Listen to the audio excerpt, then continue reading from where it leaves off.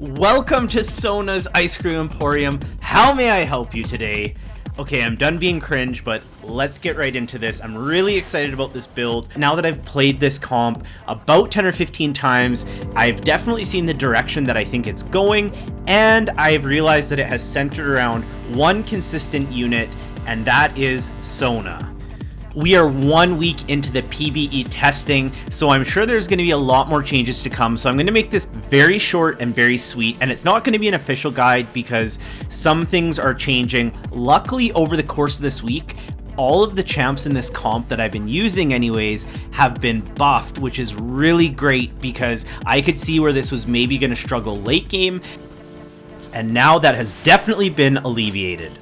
When I first started playing this comp, I was actually using a lot of Misfortune, but it was kind of seeming very lackluster. So then I shifted to Talia and Aurelian Soul, who both got buffed in the last couple days, and now I'm feeling way more confident about it. However, why I think this is going to be a comp I'm going to use for the entire season is you can really flex a lot of 4-cost carries into this build, and I think based on who is good and who is bad, we're gonna have a lot of variety. So let's talk about just the overview of what this comp is gonna look like.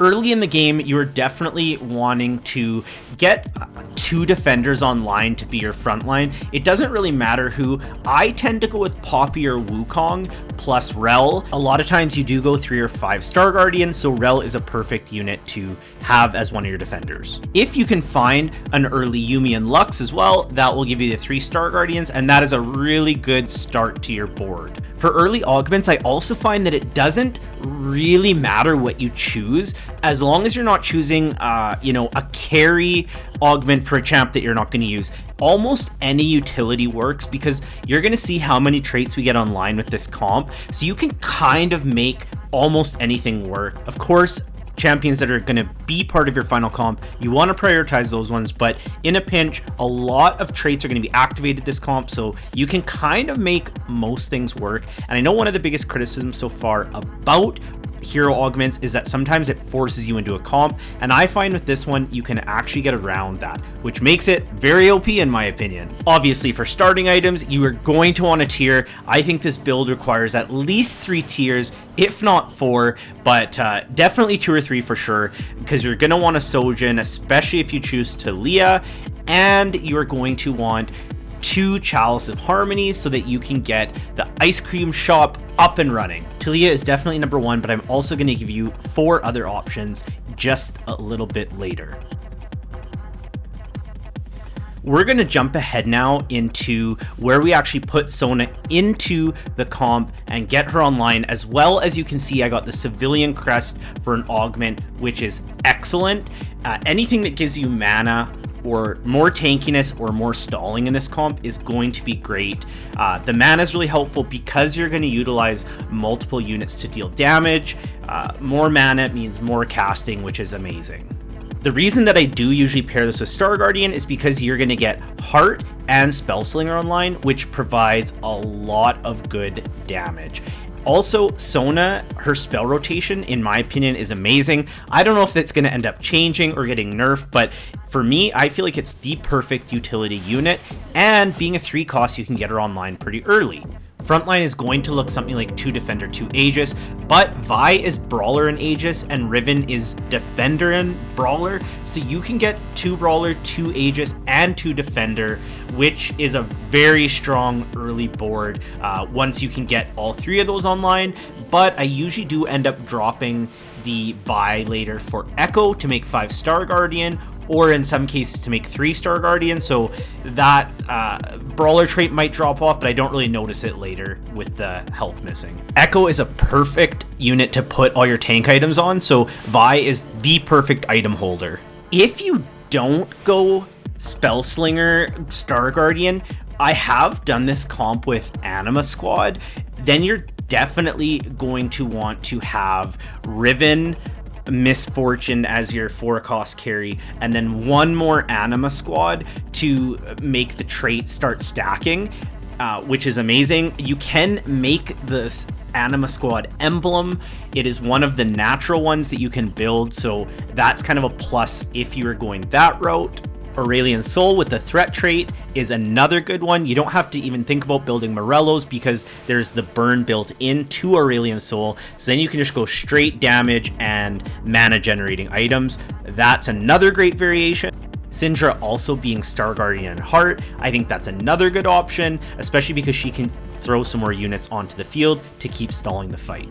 And then one that I haven't tried yet because everybody's trying to play a Mordekaiser right now, but I think that you could put Mordekaiser in here. You would have to start him in the back line originally and he'd have to walk up, but I'm going to try that one out. So I think that's going to be a very strong one if you can 2-star that Mord.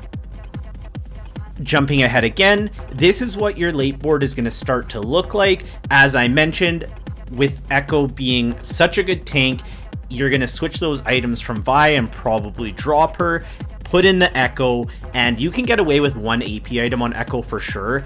Either Morello or Ionic Spark, both work really well. His shield does scale with AP, so you can still get a huge amount of value from those and deal damage. So here are some of the active traits you can be looking for. I'm going to put them up on the screen so you can see. Again, there's so much flexibility here. Go with what you're getting. Again, build the base around Sona and, you know, a good front line, a couple 4 or 5 cost carries, but some games I'll have Civilian active, some I won't. Some I have Spell Slinger active, some I won't.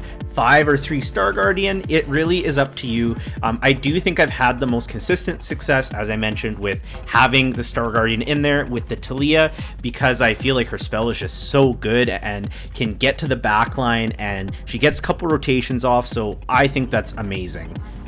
But again, I think the strength of this comp is that, as with any of the variations I mentioned, whoever's good in the meta as an AP carry, you can really slide into this comp pretty easily.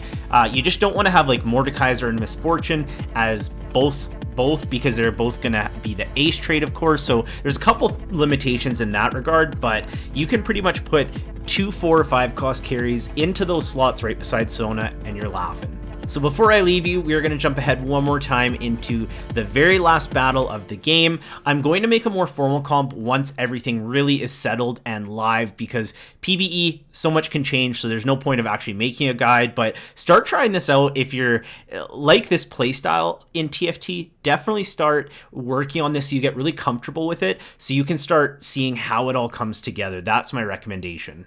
Even here, you can see that I dominate a threat reroll board where they have some 3 stars and a couple 2-star 4-cost carries, and I am still dominating them.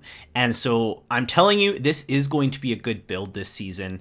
I honestly don't know why I'm making this video, because I kind of hope that nobody knows about it and I can just sneak all the way up to master with this, but I'm sure people are going to start to figure this one out because it's just so much utility. There are so many comps though that are, I think, going to be viable this season, because you can actually build flexible comps that don't involve 4 dragons in them. So I think it's gonna be really interesting to watch, but that's kind of my week 1 recap. I am starting to try out some other builds just because I do want to learn as many builds as possible going into the season. I think next week I'm going to focus on Mech, Star Guardian, Recon, maybe even Renegade. So those are kind of the other things that I think I'm going to try out this season, but this one is just so fun and I'm doing so well with it. I don't really want to stop playing it.